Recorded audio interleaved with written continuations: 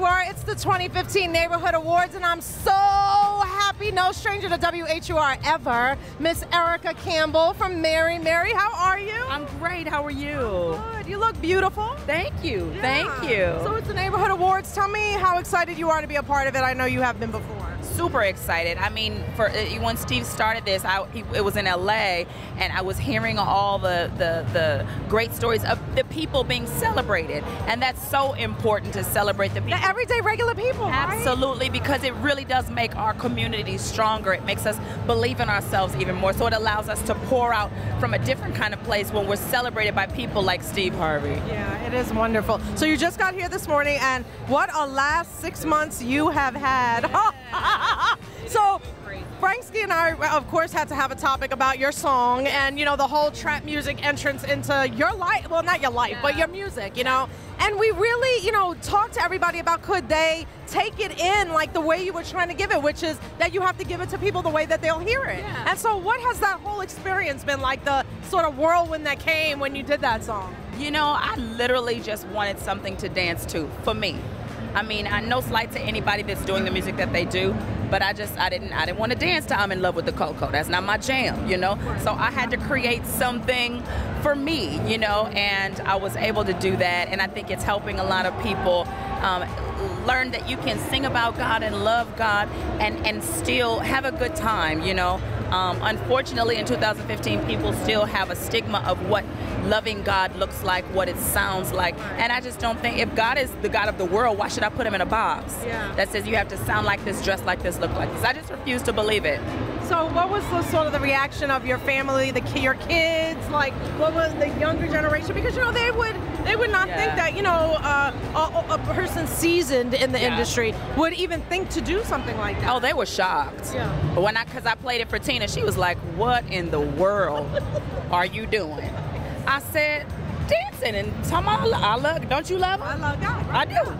And, you know, my younger sisters was like, oh my God, this is the bomb. I just actually saw Wendy Raquel Robinson, and she has the amazing Grace Conservatory in Los Angeles, and her kids dance to it. She said they absolutely love the song. So, I mean, I think it's doing what it's supposed to do. There'll always be people who will like it and who won't. That's okay. They'll be all right. I'm not really concerned with them. I'm concerned with touching and reaching the people that I'm put on this planet to reach. And sometimes it's unorthodox and it's different, and it causes me to get a little backlash, but I'm tough, so I can take it. You are tough. We've seen you guys go through a lot of situations. You've had to be very tough on that reality show. And so what has that show, you know, as women, like, you know, we sit back and we think about the impact of what reality shows is doing to our girls especially. Would you think about that when you're doing the show and the impact of, you know, what women see? Absolutely.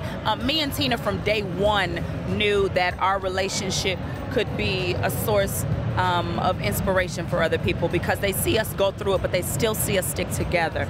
So many families go through it and then they never see each other again. We met some sisters here in Atlanta some years ago that said they hadn't spoken to each other in 6 years, and after having watched the show, it was a season when we had gone to therapy, and I was talking about things that didn't work for me anymore, and just being honest about my truth, and they were like, we called each other and we started watching the show together. So I think, you know, I think families will see us fighting for each other, but still standing up for ourselves. You know, I think it's just a lot to see a family who loves God and who is in the industry, but still very committed to their families, you know, just kind of grow and be who we are in front of the whole world. So I just hope in that respect that's what it's doing, because that was our purpose. Was it a good experience for you? For you both? Probably more for me than Tina. Yeah. Right. I think every season she'd be like, "This good? Are we good, Erica? You can take it." I'd be like, "It's the Mary show. Right. They need Erica and Tina." Yeah. But you know, there is a great benefit. You know, even coming here today, there's, you know, people who are talking about, they watch the show and they ask about my mom, and they ask how the babies are doing, and they ask how's the church doing. It's me and my husband have just started a church, so they feel a part of my lives, and to me that feels like love. I know for some people they call it intrusion and you all up in my business, but for somebody to say, how's your mom doing? Is she okay? To me that feels like love. Yeah, that's like genuine concern. Absolutely. So you know, I think it's all determined by the lens that you look through. You know, if you look through it like, oh God, everybody, you know, then that's what you're going to exude, that's what you're going to feel. But if you go, people are learning about me, and I'm a good person to learn about. Aww. You know, you change it. Yeah. And how are you doing? Like, how are you doing inside, and are you happy and everything? I am happy. I'm working hard still to get people to understand that my name ain't Mary. Some of them still say that, but it's okay. 15 years of that, of course. And I love being Mary. I love what I've done with my sister. But I think at this point I'm growing and being okay with who I am, my flaws. You know, some days I feel like I'm great. Some days it's like, try harder tomorrow. Yeah. But I remember that I didn't make this day. God did. So He's in control, not me.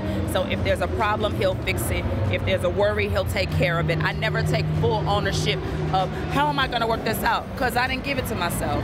And if He brought it to me, He'll fix it. He'll work it out for my good.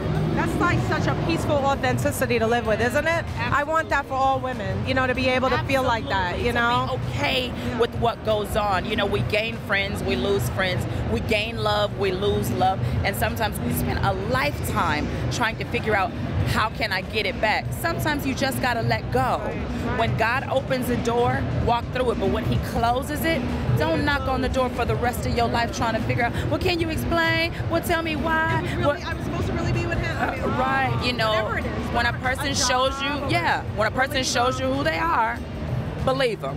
The first time. The first time. I mean, I had to learn that lesson a hard way a few times in my life. You know, people don't know that part of my story. Like, oh, she's married and they're happy. They don't know that I was engaged twice, and, you know, I had my heart broke many, many times. You know, I have a core group of friends that I've been with that have known me since I was 6 years old.